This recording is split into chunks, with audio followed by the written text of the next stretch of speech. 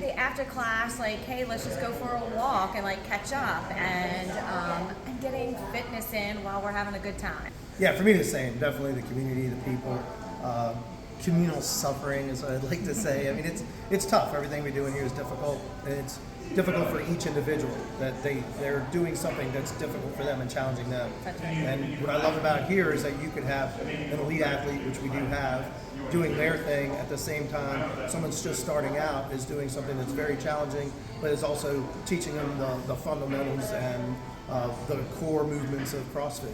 So it's awesome that you can feel as comfortable in here being an elite athlete as you can being a beginner. We went to Greece, Mount Olympus. We were very close to Mount Olympus. So we decided that was definitely one thing we wanted to check off, right? We were intending to do one hike, and come to find out we did not do that hike. We did something a lot more difficult.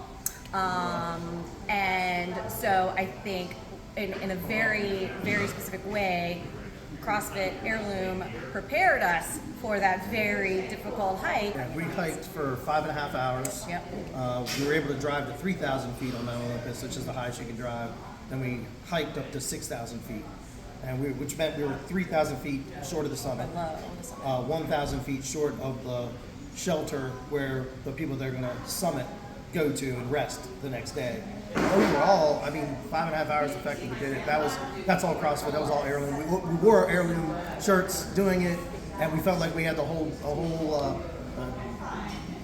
box was with us the whole time.